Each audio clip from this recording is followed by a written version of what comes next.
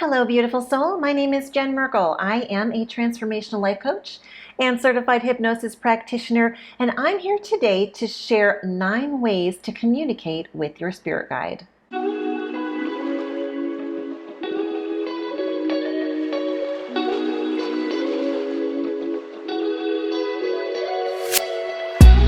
Before we get started, just a reminder to check out my website, jenmerkelhypnosis.com.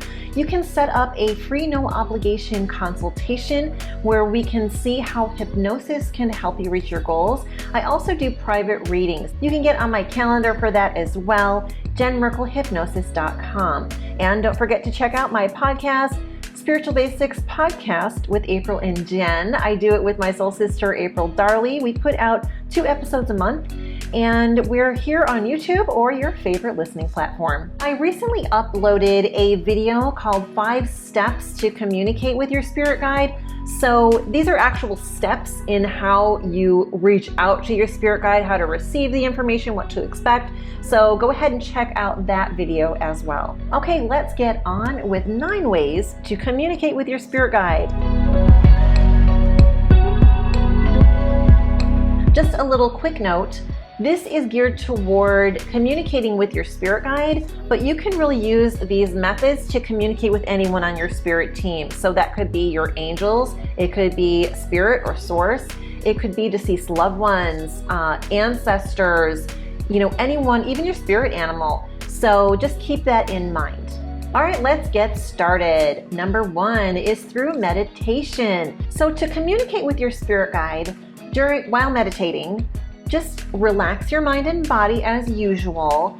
And then when you are sufficiently relaxed, imagine yourself in a safe place. Now this could be on the beach, it could be in a white room, it could be in your living room. Next, intuitively reach out to your guide and invite them to join you in that space. Then when you feel their presence, go ahead and communicate with them. There are many guided meditations on YouTube about connecting with your spirit guide.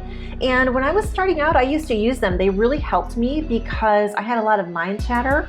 But through practice with connecting with my spirit guide, even when I have mind chatter, I have now become pretty good at doing it on my own. So it might take practice, but just a little note there, if you have a hard time with it, you might want to try some guided meditations. The second way to communicate with your spirit guide is using hypnosis.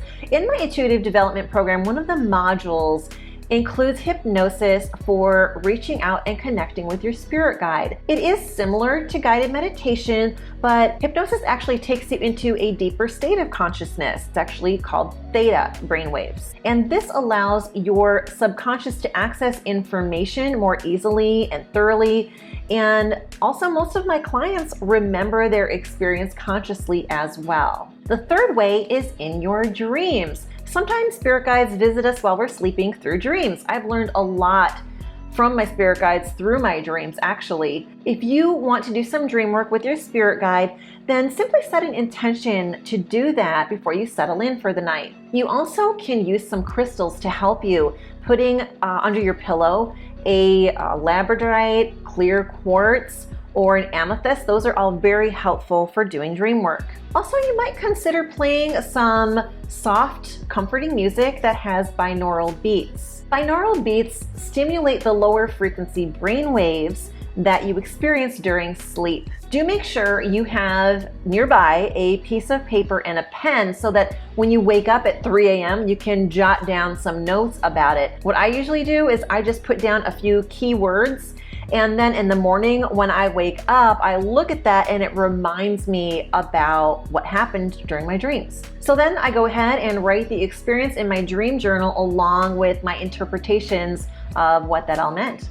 The fourth way is through creativity. Communicating with your spirit guide can definitely be done using your intuitive abilities through creating things. This might take the form of painting, sketching, drawing, journaling, playing an instrument, singing, or even making something out of clay. If you want to try this method, just start out with an open mind and then invite your spirit guide to participate with you. Ask them to use your hands, or if you're singing, your voice, your lips, whatever you're creating, ask them to use your body to deliver the message that they have for you. And your finished product could be something as simple as just a couple symbols, doodles jotted down on the paper, or it could be something as elaborate as a very detailed oil painting. One honorable mention under the bubble of creating is automatic writing. To do automatic writing, have a piece of paper, or I like to use a spiral notebook, and a pen.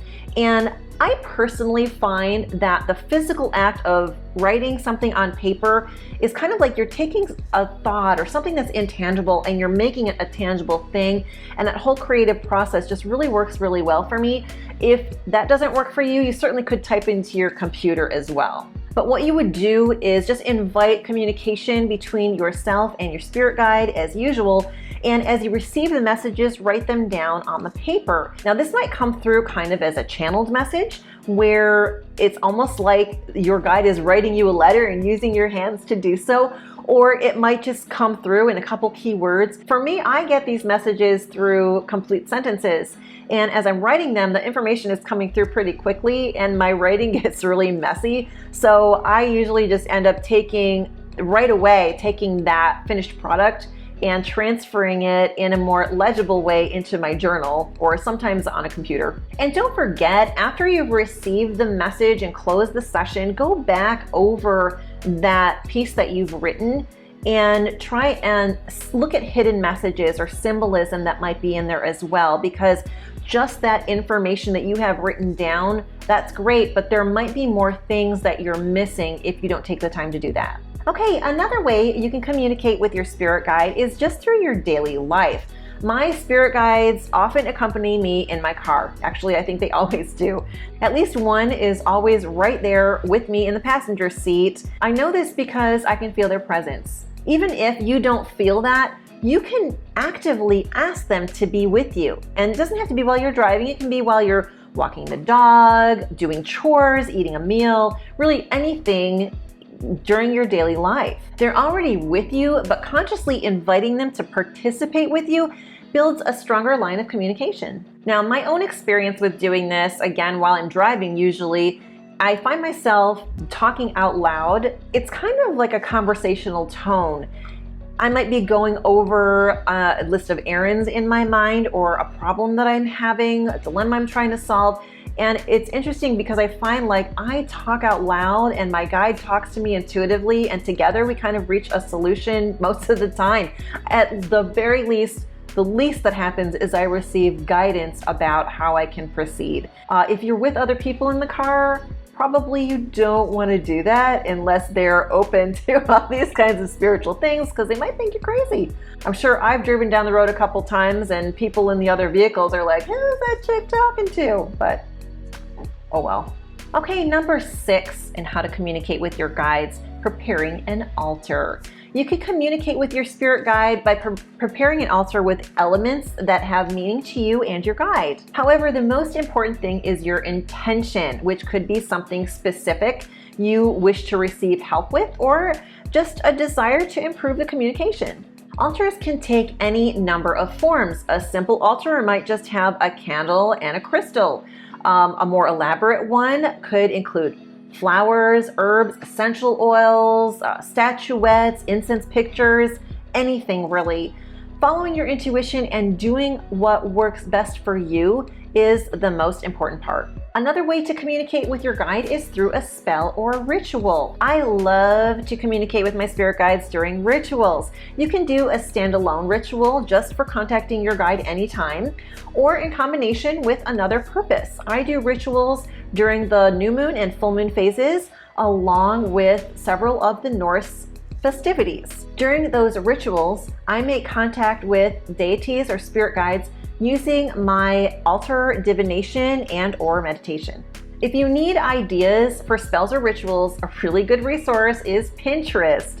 Just keep in mind that there is no right or wrong way to do any of these things. You certainly don't need to buy anything either.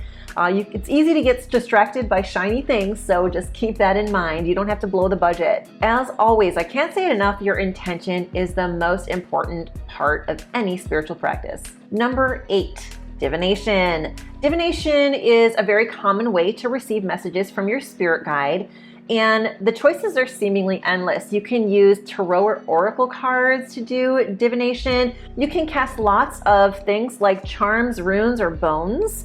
Or you might be interested in trying tasseography, which is reading things like tea leaves, coffee grounds, or wine sediment. And of course, last but not least, another way to connect with your spirit guides is through a psychic intuitive. I personally find that getting a reading through a reputable psychic is an excellent option when I'm too close to a situation or I just really need clarity on something. I recommend avoiding any psychic who allows their own ego to enter the space of the reading. Your spirit guide will never give you any messages that instill fear or cause you to want to buy something that psychic is selling. So just keep those in mind. It's important to me that when I'm working with a psychic for a reading, that person has kind of the same style as me, in that when I do a reading, I remove my ego. I choose to bring in the energy of my clients' guides as well as my own. And then I relay the message while using my intuition to interpret it. My goal as a light worker is to always have my client leave their reading with hope, love, and helpful information. If you found this video to be helpful, please do give it a thumbs up, subscribe to my channel, and hit the notification bell to receive notifications when I upload new videos. Thank you so much for joining me today. I really appreciate you. Have a beautiful day, and we'll see you next time.